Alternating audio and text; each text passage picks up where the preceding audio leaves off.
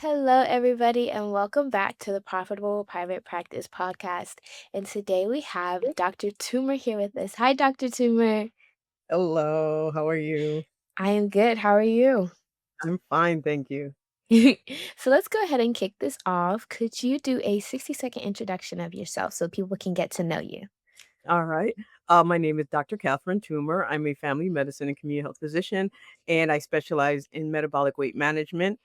And I am the founder of Total Weight Care Institute, which is an institute that's an umbrella organization of both courses and coaching for physicians and for patients, so that Mm, compassionate and um, weight care is foremost in what patients receive and what physicians learn to offer. That is amazing. All right. So, fun fact, I was doing a little bit of research and I found out that you grew up in Kenya. And I feel like Yes. I've heard some things about this before. So, how was it growing up in Kenya and then how did it affect how you are today? Well, I moved to Kenya when I was about 10 years old. I came back to the United States for my second year of university. And the whole time I lived there, I never returned to the United States, so I was there the whole time. Mm-hmm. My parents, in their wisdom, decided that rather than taking American children and sticking them back in an American environment, they put us in Kenyan excuse me, a Kenyan environment. So I went to Kenyan schools, I was in the Kenyan education system, which is essentially the British system, um, Hmm. and also now it's home for me. My oldest friends are there. My sister actually moved back and is now a dual citizen. Um, and so it is the best thing to happen to me was to give me a sense of globalness so I don't feel like I'm confined to any one country. So when I think of what I'd like to do, I always think of, where in the world can I Hmm. impact? Right. Because I know that I can have, an impact around the world, not just in my small little community. And that Mhm. is what living in Kenya has done for me. And it gives me a wonderful perspective. I don't think of things based on what I see right in front of me. I know that there's a larger world out there that is impacted by everything that happens. That is amazing. That's a beautiful mindset to have, like, where in the world can I impact? And then instead of staying closed-minded. That is awesome. So let's dive right into your entrepreneurship story. So what was the first moment that you kind of entertained the thought of becoming an entrepreneur? Well, there's a difference between when I became an entrepreneur and when I identified as an entrepreneur. Mm, Mainly because when I was living in Kenya, actually, um, I I love art, and I am an artist, and I studied art in school and became quite good at it. And so, as part of an entrepreneurial exercise, I mm, started taking plain items, plain white T-shirts, plain white canvas shoes, and I would paint them and then sell them to the tourist shops in Nairobi who would then resell them. And so that was my first taste of entrepreneurship, even though at the time I didn't know that's what it was. That's what I was doing. So I sold a lot of T-shirts. Or people would um, ask me. They would, commission a T-shirt of some kind, and I would paint it and sell it to them. And then, so that was my first taste of entrepreneurship. entrepreneurship, yeah. And then later, when I was in medicine, I really would push myself hard in med school, residency. I was a National Health Service Corps scholar, so I did a lot of my work in community health centers and in what are called FQHCs, federally qualified community health centers, which are very grueling. You get the sickest of the sick in areas that are underserved. And I did that for many, many years, and my health essentially suffered for it. And so when it came time for me to really think about going back into medicine, I essentially made choices based on my health. And Mhm, entrepreneurship gave me the opportunity to start small. So I started a micro practice first so that I could control my time mainly, and therefore control my time and therefore control my health.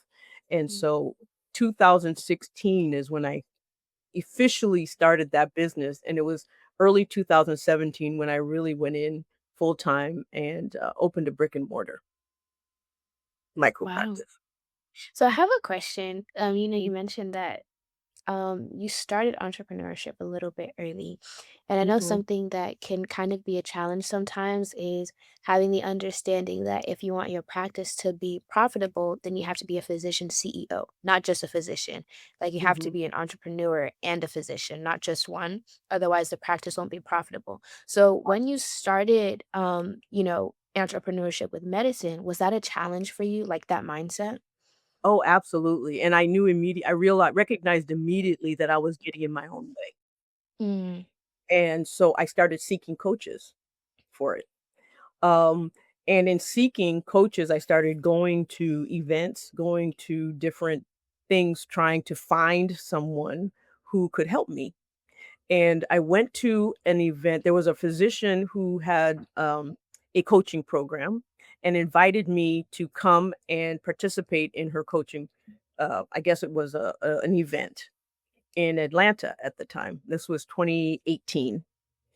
And I went, and interestingly, I didn't join her program, but I met my 2 forever coaches that day. Um, One who is now who is essentially my therapist, who just basically helps me with the mindset stuff, mhm. and then the other is Dr. Una, who Dr. was not Una. coaching at the time, but I Mm, remember seeing her speak and thinking, "That's what I want. wow. That's what I'm looking for. That's the life I Mhm, wanna." And so, we ended up having dinner together that evening, and then that was it. And then about, I would say 6 to 7 months later, I can't remember who contacted whom first, but we connected. And, mhm. um, and that is when everything just took off for me because Took I off. was able to, my blind spots were, my blinders were removed. And so Mhm, I was able to then do the things that were necessary to help grow my business and step out of the fear of growing. Because I was so concerned about the amount of time I would mhm. have to put into a successful practice or successful business, I held back. And then Wow. I learned rather quickly that to get more out of my time, the more I made, the more successful my business was, the more time I would have for myself because I could buy back my time. And Yes. Yeah. that's what I learned. And it immediately, I mean, within a few weeks, I mean, it was r- rather quickly, like within a few months, I would definitely say I grew like 600%. It was just Wow. phenomenal. Mm. And I didn't get busier. That's the most beautiful thing. I didn't wasn't any busier. I still had, you know, I still limited the amount of time I saw patients each day, and yet my revenue grew Girl. uh, Wow. That is exponentially, amazing. and it was just amazing. Exponentially. Yeah. Mhm. So And were then there COVID. any other Oh, go ahead, go ahead. No, I was gonna say, and then COVID hit, and the And beautiful then thing COVID about hit. part of our working together was to digitize my practice. And Mhm. one of the messages that was very clear that if no one else could do what I was doing, I didn't have a business. Because if I couldn't transfer it to somebody else, then it wasn't a business really, if it was Mm. solely dependent on me. And so part of what we did was working on ways in a system that could be transferable, which meant digitizing everything that I was doing, not realizing the pandemic was gonna hit. I realize, And yeah. so when it did, and South Carolina said all offices, non-essential offices have to close, mine included, it took me a week to pivot to virtual practice because I Wow. had everything digitized 'Cause you already. had everything done, yeah. Wow, that is amazing. And so, let's talk about, right before you started, right? Were there any other, mindset shifts that you had to make sure that, when you started your practice was gonna be successful? I had to change what I considered successful. Mm, Um, my idea initially was I want to be able to make just enough in my business in the amount of time I wanted to put into my business so that I could, um, have time for my family, have time for my health, and not overextend myself. And so I did that by making sure my overhead stayed low. I didn't take out any loans. I just so I it was truly a micro practice. Um, my idea of success was that I could do everything and still be fine. That shift was that the more people I got to help me, the less I had to do, but the more I needed to make in order to pay those people to help me, and therefore success changed. What I considered successful suddenly meant that I had to scale, I had to grow, Mhm. and without doing that, then it really wasn't a success at all. And and part of that shift was the pandemic really helped because what it did, it made me reassess how I delivered my product, so to speak. And so I went from one-on-ones to group, and then now I have hybrid group. I do group one-on-ones and one-on-ones. And so that really that was the biggest shift was that, I could do what I do by providing my skill in a different model, which up until that point really hadn't been done. The other was that I truly, truly had a zone of genius. Mhm.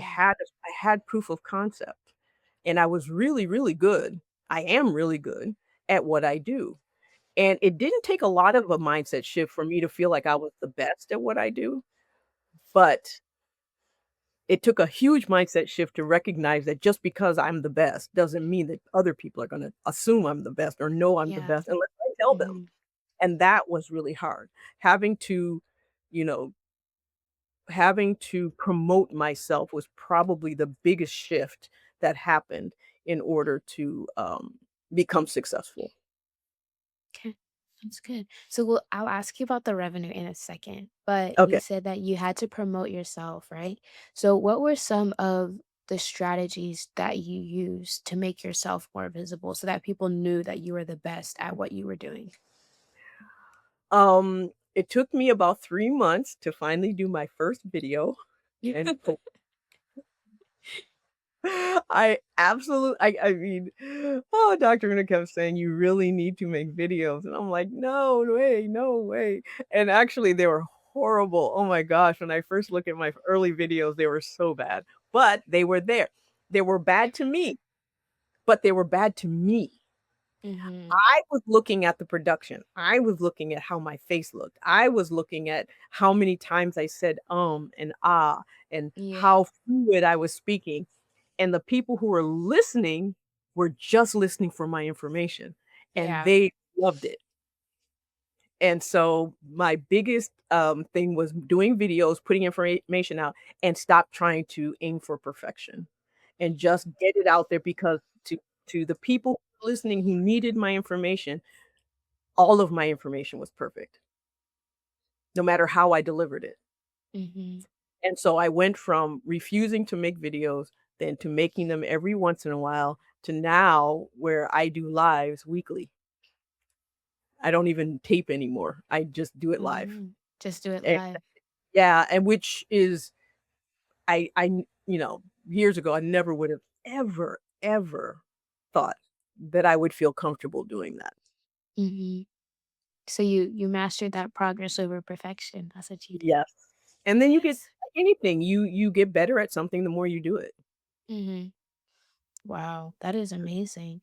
And so now let's jump into the revenue because I did have a question about this. And what I was researching, what I saw was that it was 467% is Mhm.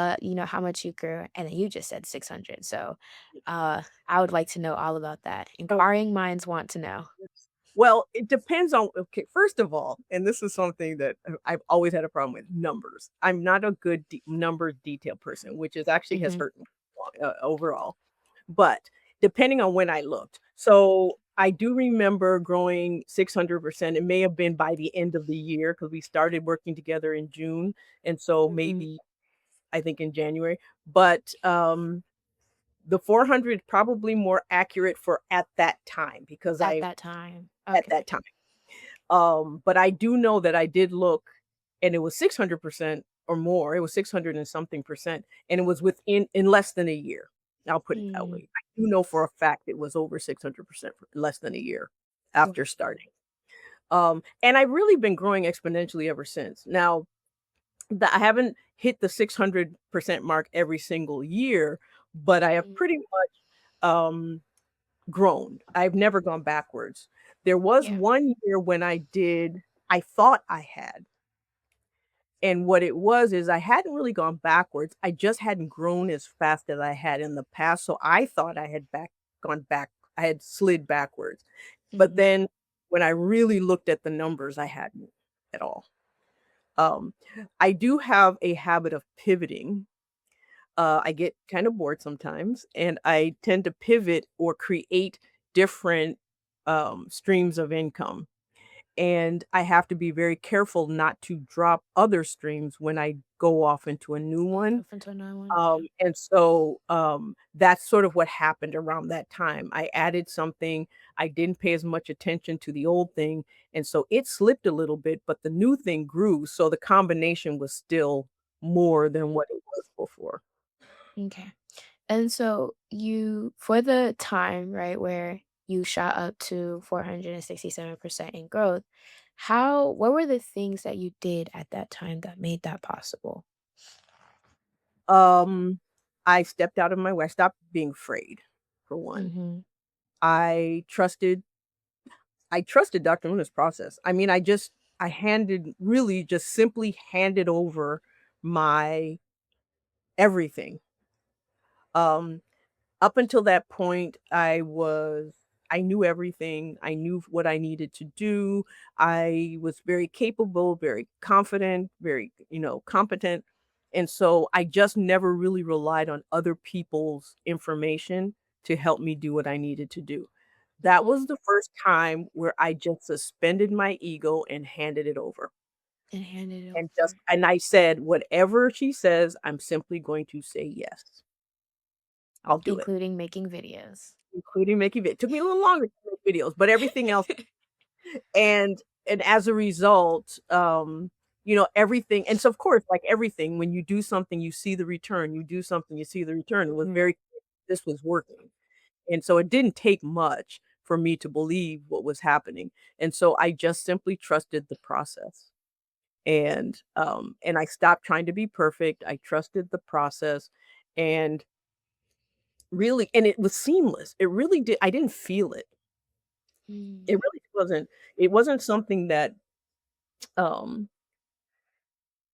everything that I was doing made sense, and even when I didn't know exactly how to do it, I realized that there are things that I do that just doing them at all, no matter how I do it, is still impactful to people who want it, who can't do it for themselves, mhm. and I recognized that rather quickly. And so, um I just believed in what I was doing, and I believed her, and so it happened, and it's been happening. I've and now it's such second nature. I don't even think about it. Mhm. I don't think about, making videos. I don't think about going lives. I just recently had a TikTok video go viral, and it's just like, "Okay, what can I do with this?" I'm getting all these extra followers. What do I do with them? And just thinking about those things and having the confidence of knowing that I can do something and it will work. Um, I mean, that's invaluable. Having new skills, new confidence, new, um, now, just it's hard to describe because Mhm. um, it's sort of similar to, like, people often equate it to, like, going to med school. When you walk into med school for the first time, everything is new and different and scary, and then over time, it just becomes so second nature. Mhm. It was the same thing. It was the exact same thing. Same thing. Okay. So could you dive into a little bit of the specifics on the revenue growth? Was it things like referral sources or changing the way your team worked? Were there any specifics apart from, just step by step following what Dr. Una gave? Well, now, so what I do now is very, very different from what I did then. Mhm. What I do now is I do have a team, which I didn't have before. I delegate pretty much, which I never done before. I um I hold on to what works, but I'm always trying to improve things. I look and see what works the best, what is working the least, and the things that are working the least, how can I change that system so that it works even better? Mhm. Uh, I do recognize that systems are highly important, and so I always start there. I always tell people I think in flowchart. I mean, it's like I want this, and then is this this? Is it yes? This way. If it no, that way. If it's no, then Mm. what's the question? And then you ask a question here. If it's yes, you go here, and if it's no, you go there. And then you ask another question, and you just keep asking questions till you get down into the details. But you can also do it in the other direction. This is what I have. This is what I want. When I have this, can I do X? Yes. Can I do this? No. Then what can I do? And then you just keep going until you get so Keep it's I going. think Mhm. reverse engineering is probably the best way of saying it. Mhm. And um, so when it comes to, revenue growth, starting at where you wanna be, what you wanna have, and then working backwards as to how you're going to do it is the best way. If you get stuck, don't start until you get unstuck. Kinda work it out all the way through. Because if you start when you haven't worked it out all the way through, what happens? You get lost in the weeds because you can't see where you're going at certain point. And so it's always better to have a roadmap first so that you have something to refer to when things start getting a little muddy and Mhm. and and you can't really quite see where to go next. You can refer back to the when you had it simplified and use that. And use that. Okay. And so you mentioned a delegation, and that it wasn't something that you did before, but you do it now. And from things that I've heard, seen, testimonials, all the things, delegation, even working with their team can be pretty hard. But you're to the point where you have a lot of time, like free time to spend with your family and do this. And obviously, you can't have all of that if you're not delegating. So, Yeah. how did you overcome the challenge of, delegation? Like a muscle, you build it over time. Hmm. Start low, go slow. Hired one person, got used to the fact of learning how to ask her to do things, learning how to, understand what is possible, what isn't possible. One of the things I've learned over time in hiring people is I hone in on their strengths, like, really hone in. Instead of going into a situation thinking, "I need to hire this person for this," I go for the person that I connect to, figure out what they're good at, and then create an environment and create something that fits into my system that allows them to work in their own zone of genius. Mm. And so rather than being rigid in, I need an executive assistant, instead, I'll say, this person may not be really good at looking at emails, but they're really, really good at looking at overall systems and seeing where the holes are. And so suddenly that executive assistant became my systems analyst Mm. very quick. And so Very I quickly. delegated that. Mhm. And so once my system was being analyzed and being picked apart and holes were found, then I was like, do I need another person to fill those holes? Or can I use someone that I already have to do parts of those tasks?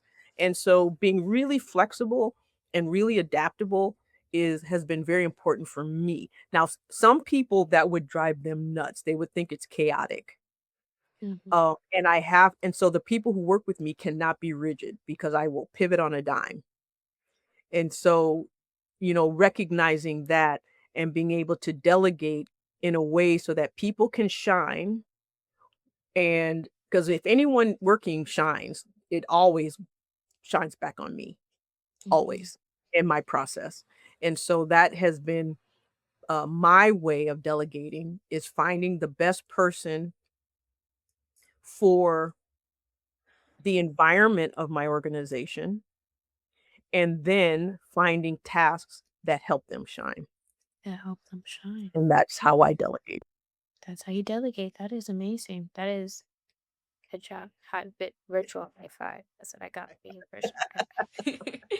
And so, you've built your practice to the point where you can take, time off and it still flows smoothly. Mhm. So what apart from delegation, what are some other things that you have put in place so that when you leave, the practice doesn't fall apart? Um, Systems really, automated systems. AI has been a just wonderful. AI just helps me do a whole lot of stuff. Mhm. Um, but, automation is really, really important. Even if it's automation to the point of, "I am away from the office right now. If you need help, do X," though Mm. just email automation. Mhm. We've been using vacation automation for a long time. Nobody really saw it as that, but that's what it was. Um, and so, taking my process and automating as much as possible, onboarding, um, information gathering, um, and so that my part of it is only one part and all the rest is as automated as possible so that when I leave, I can still see what's coming. I can still see what I'm gonna have to do when I get back, but the that I'm gone is not obvious to anyone. That I've shut down is not obvious to anyone. Unless Mhm. an email goes out and says, "Dr. Toomer is on vacation between this date and this date. Whatever information you send at this point will be addressed when she returns." Other than that, no one would know that I'm not there. No one will know that you're not there. Wow. Most people don't even know that I don't have appointments on Mondays and Fridays. They don't Mhm. notice. They don't notice that I only have appointments 5 hours a day, Tuesday, Wednesday, Thursday. That's it. Because of automation. Someone asks a question, they automatically get X. If someone asks this, they automatically get Y. And so if you automate things or if you have people in place to watch for those things or to create the hole, plug the holes where automation can't fill, then that is how I'm able to use my time as I want and without it causing any problems for me. That is beautiful. That is amazing. Okay, so automated So I learned from the automated best. assistant. I mean, one of the things, honestly, one of the best bits of advice I ever received from Dr. Una was do not reinvent the wheel. If you Mm. see something working, just apply it to where you need it.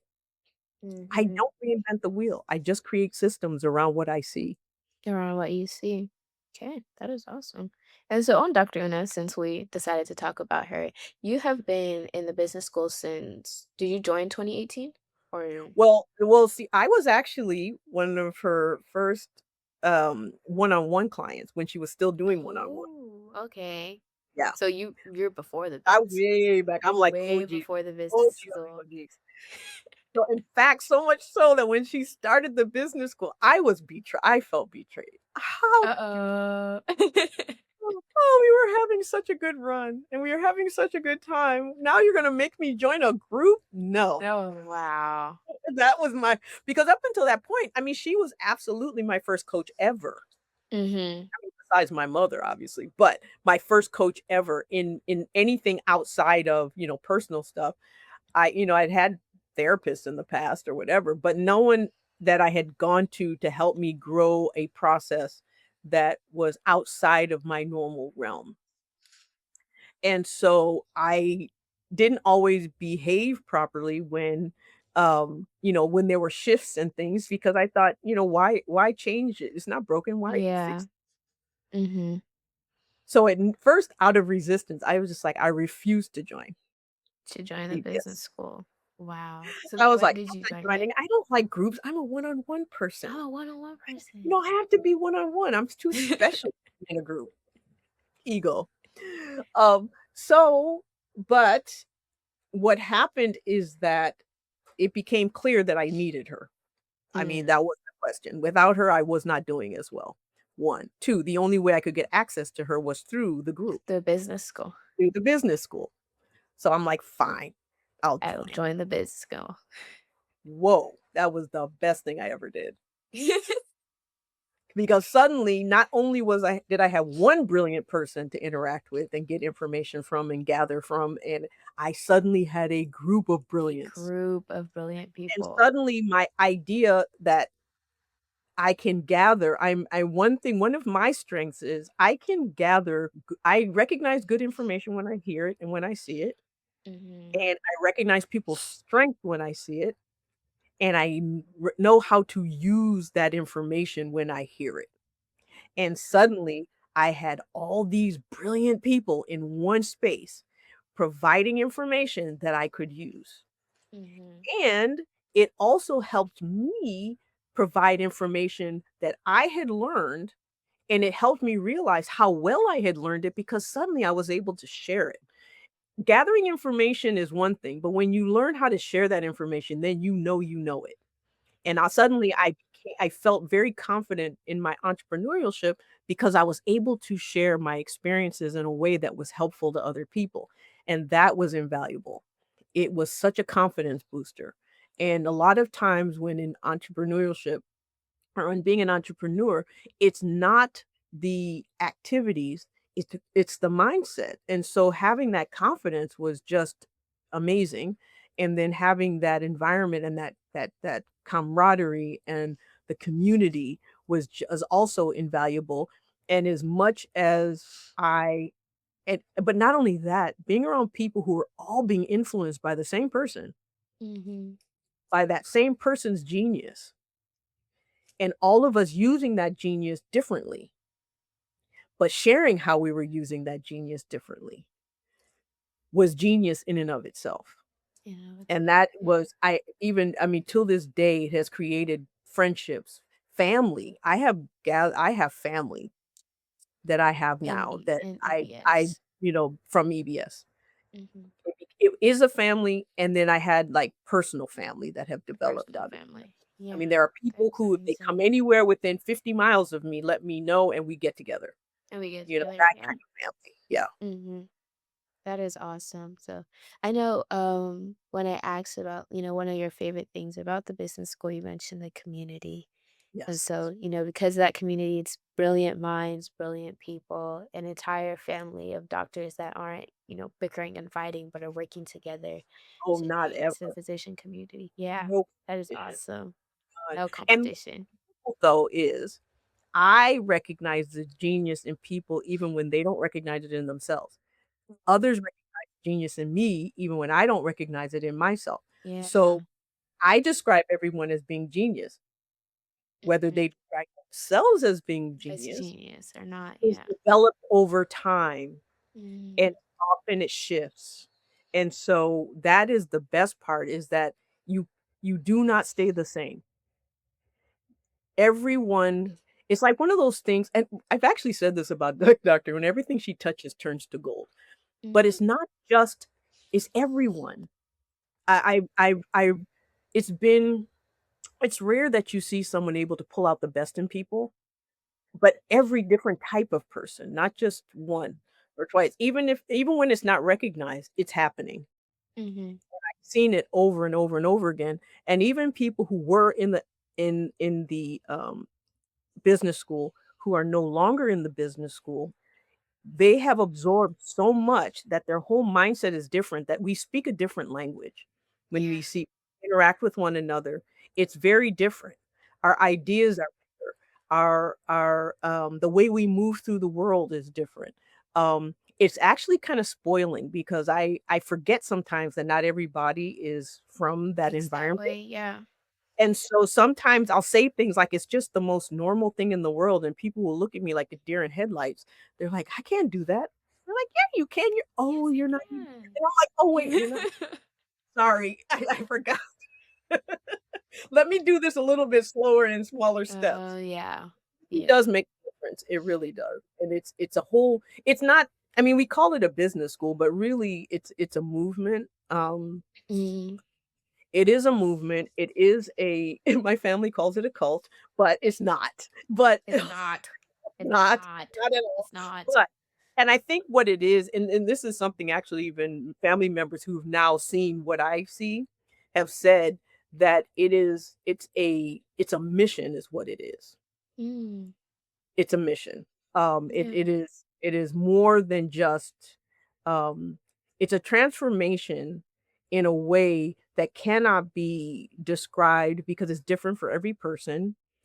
People get there different ways for each person, but everyone is transformed in one way or Mhm. another. They are transformed. And Yeah. when you think of it in that way, that's a mission. That's Mm, not just a business school or a, program or whatever. It is more than that, mhm. much more. Much more. And so, you mentioned it being a movement. And so there's the profitable private practice movement that, Yes. Dr. Una started for private Yes. practice physicians. So how have you been feeling that? Like how has it been going for you? Well, interestingly, because I actually do the exact same thing, but with, physicians starting, weight management practices.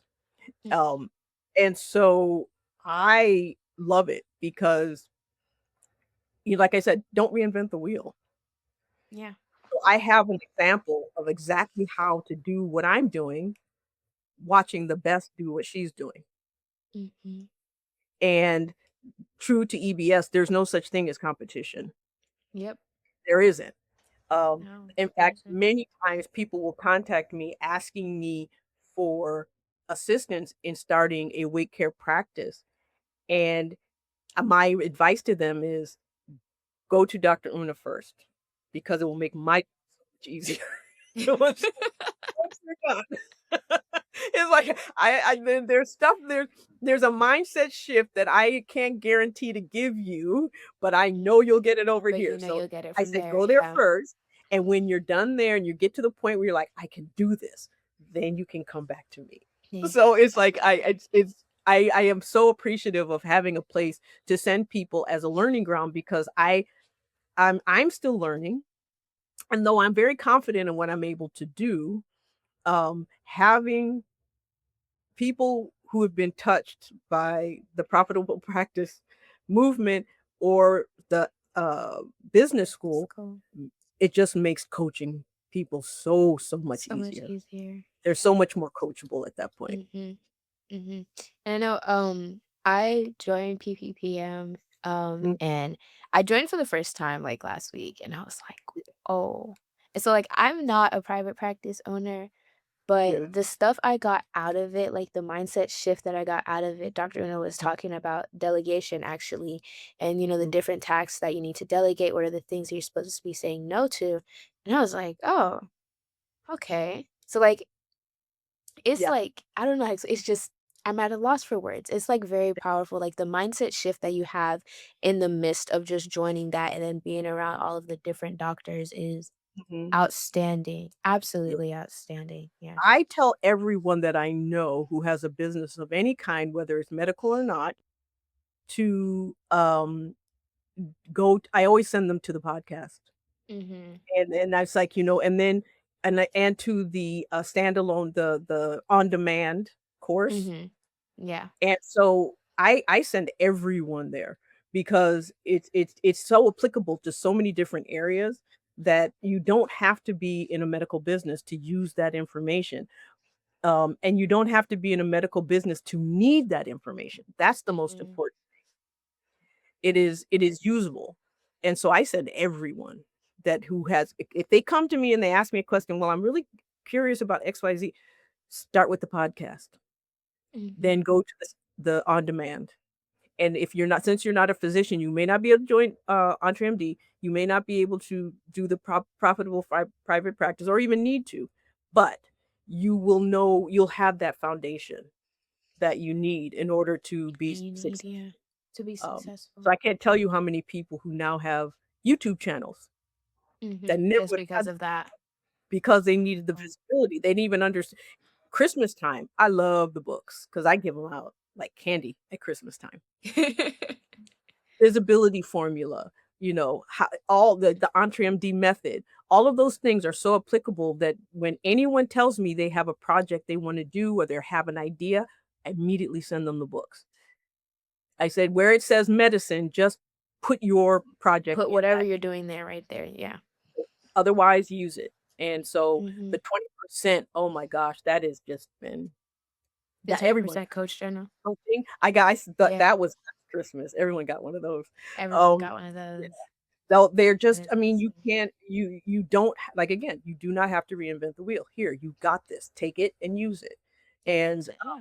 and it's so applicable across the board. I mean, Mhm, it's it's a business school for real. mhm. And it's not just a medical business school, it is a business school, and it A works. business And school works. I am a testament to that it Mhm. works. Yeah, that is Yeah. Many amazing. of us are testaments that it works.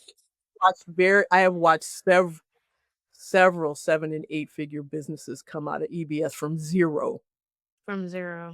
Yeah. Years of being in EBS, I have watched several, and it has been just amazing to watch people transform from being frightened to being the heading up, you know, 8-figure organizations and watching every single step along the way, and them Mhm. being the exact same person they were before, but their mindset's different. Their mindset is different. Yes, that is awesome. And so, for the people who are listening, like Dr. Toomer said, Entrepreneur has a lot of resources. There's the on demand, there's the podcast, there's PPPM, there's the Business School. So I personally want to invite you to book a call because I believe that would be the best next step. You may not know, okay, I don't know if I need to join the business school, or I don't know if I should just go straight to the podcast or demand or do PPPM. So my invitation to you would be to book a call. So what happens is that you'll book a call, one of our team members will meet with you and they will help you based on what it is that you're doing, figure out what your next best step is. So that's onchmd.com/book a call or jimmy.com/success so that you can book your call today, have your call, talk with the team, and figure out what your next best step is. Or if you feel like, no, I'm just going to go straight to PPPM, that's onchmd.com/thrive.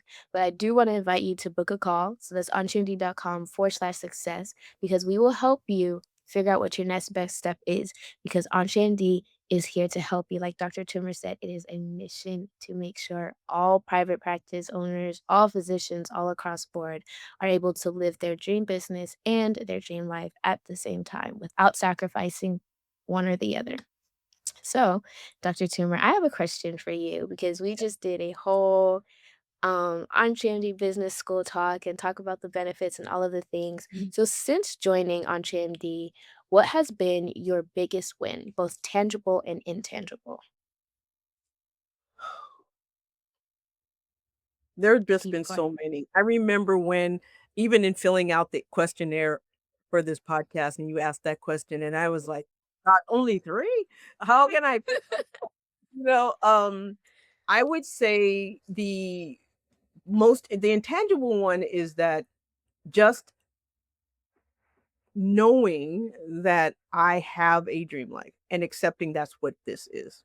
Mhm. It's very easy to feel, um, like it would be a shame to have created this life that I have and still not be satisfied.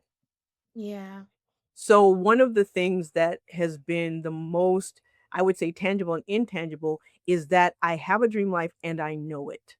Mhm. I know what it is. And so I also know how to protect it. That to me is the most important thing. It would be very unnerving and very anxiety inducing if I was enjoying this life and didn't know how to keep it. Mhm. So that to me is whether that's tangible or intangible, I can't tell, but I that's the most important part of all of this. Yeah. Um, the other is that it has really helped me develop into a space where I can be fully generous with my time, with my resources, with my intellectual property even. I just Mm. am when people ask, I am in a place where I can more than likely say yes when I'm able, and I'm also very confident in saying no when I'm not.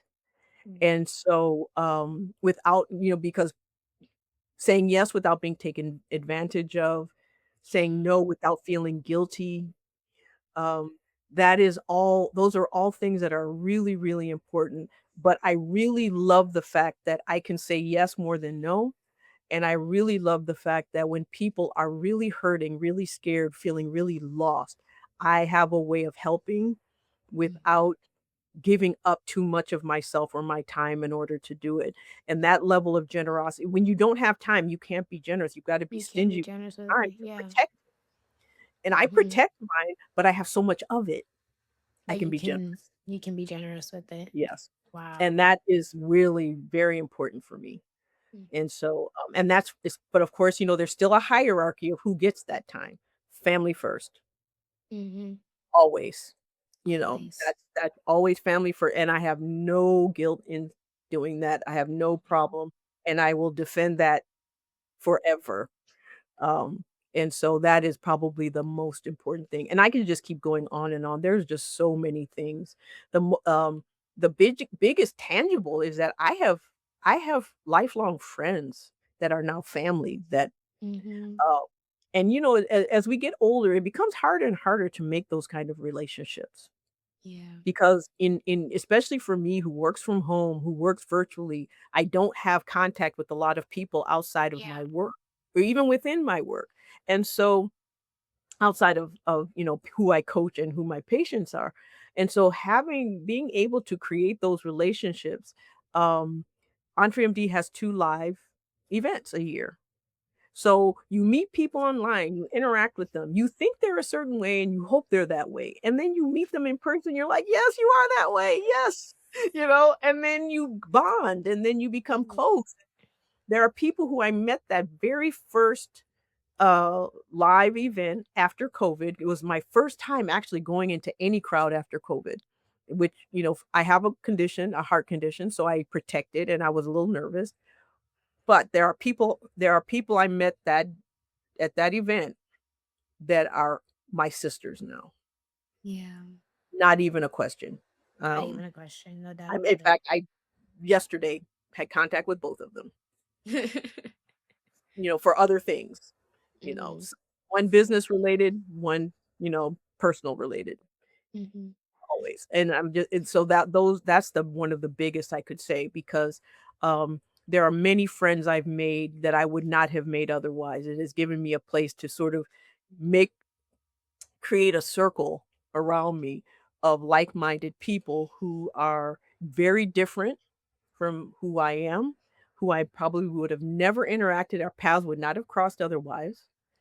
But and I jokingly call, EntreMD the United Nations because if you look at a photo of us, I mean, often Yeah. you groups and everyone looks the same Mhm. because you tend to attract who you are. Who you are, yeah.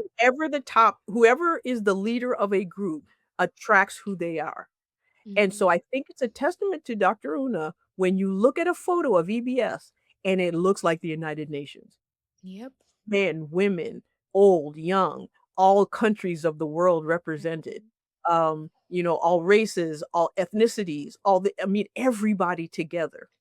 And it is such a wonderful for me, it feels very comfortable because that's how I grew up in a place like Nairobi, which is a very cosmopolitan international city. And until EntreMD, I really hadn't had that since then. Yeah. And it's just a wonderful so you get all these different perspectives and different concepts and people using their languages to describe something. They're like, in English, it doesn't really quite there's not really a word for it in English, Mhm. Yeah. but, in Russian there is, or in German or it's like you get these language, people bringing in concepts that you normally wouldn't have had access to. And I just that is there's so many invaluable relationships and concepts and it almost sounds too good to be true because when something truly, truly is true, like is pure, like purely good, it's very hard to describe it without sounding like it's just too much. And Yeah. that is the hardest part of EntreMD, describing it so it doesn't sound too much, but it is. It just Mhm. is. It's just a lot. And you can't really know what that lot is until you're in it. Until you're Um, in it. it's like I always say it's kind of like someone saying, "What does chocolate taste like?" How do you Mm. describe what chocolate tastes What like? It chocolate tastes tastes like like, chocolate.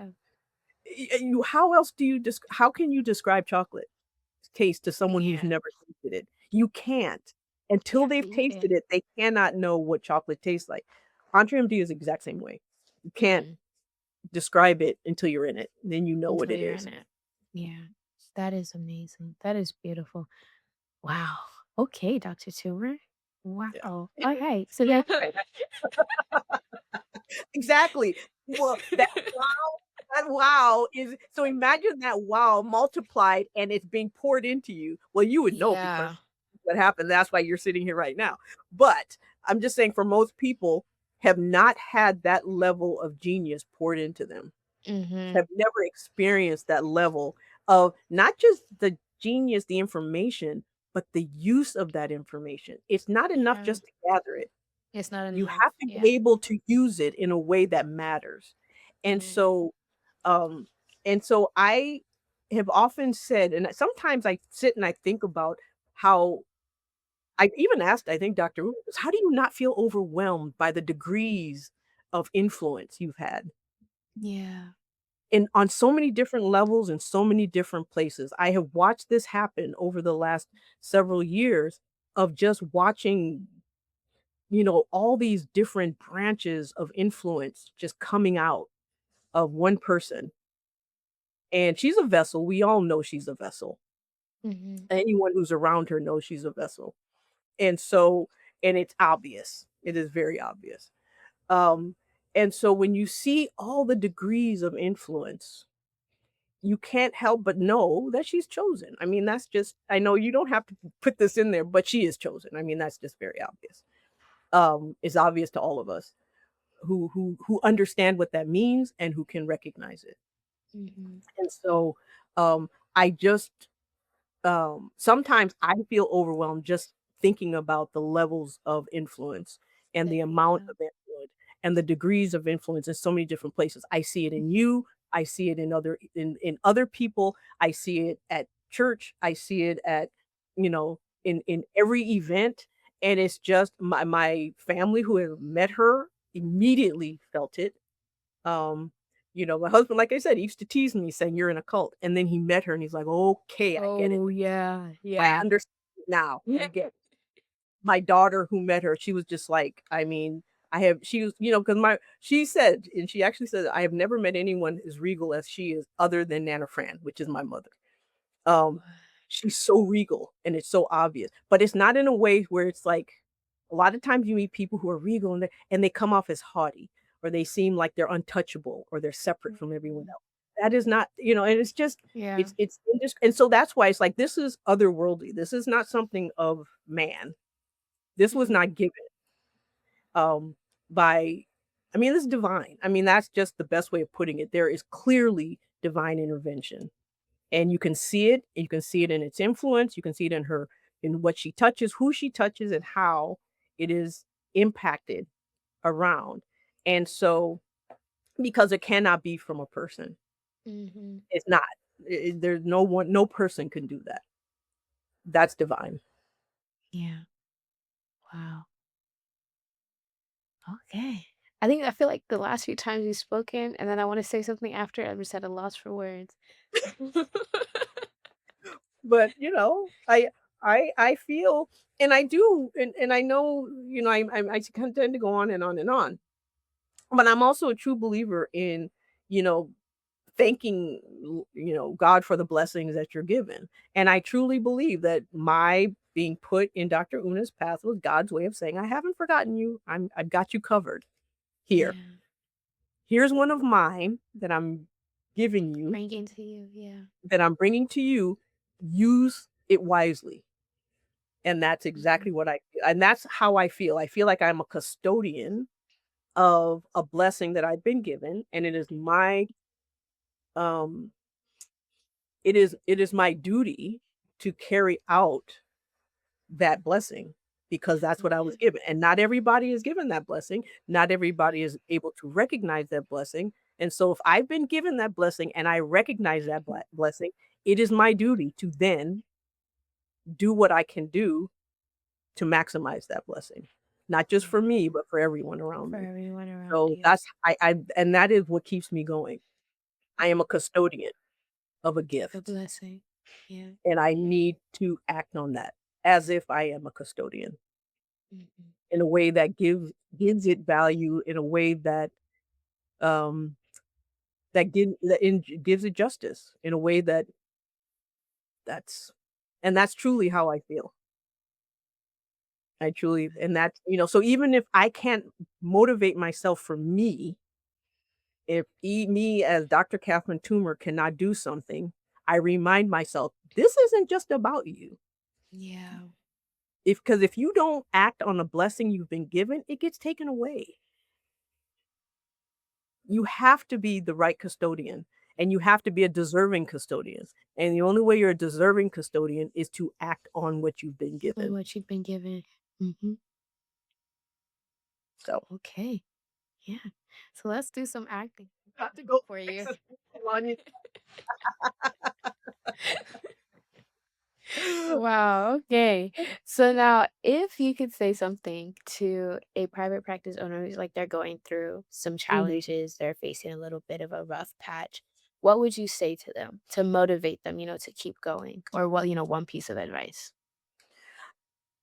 One piece of advice would be get out of your way and hand that trouble, that difficulty onto someone else who can objectively help pull you through it.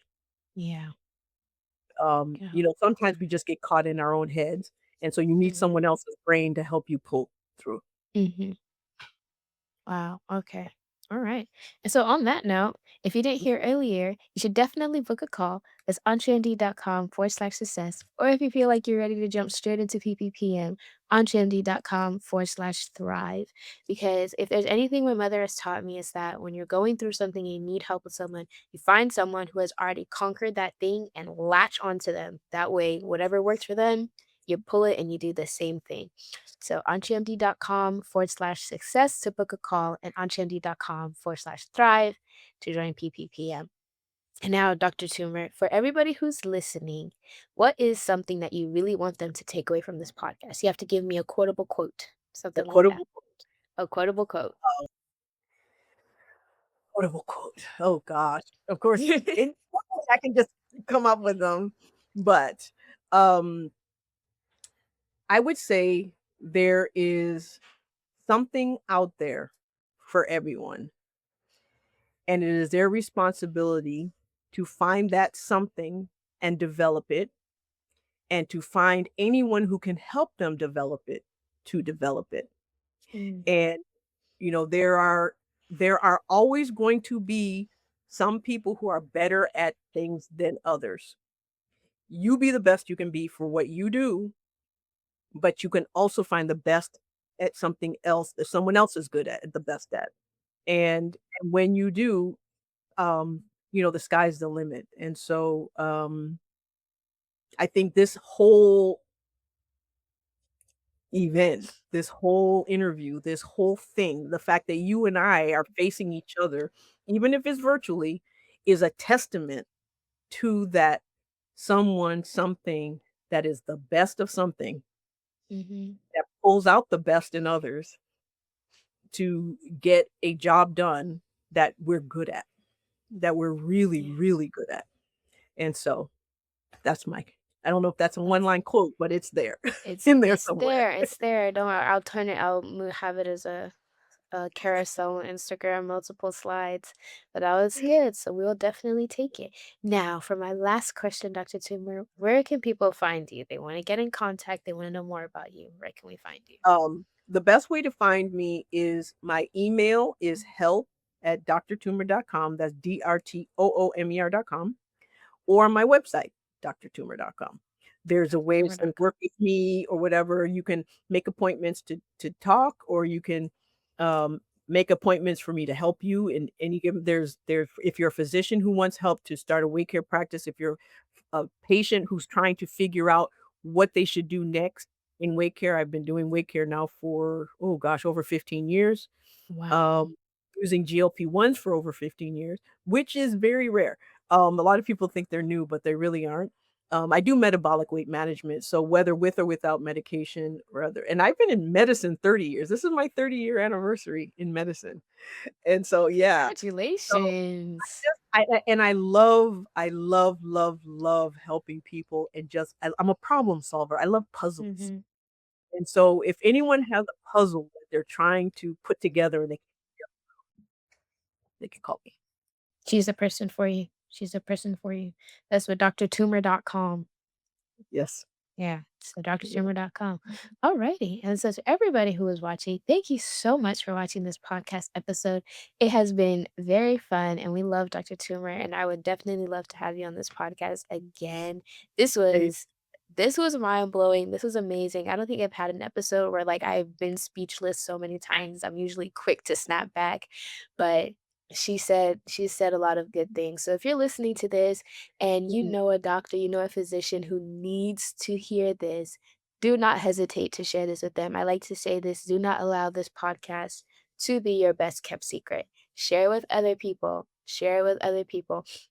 So if you know a doctor, you know a physician, they may not even be a physician. They could be doing anything, but you think that this is something they need to hear.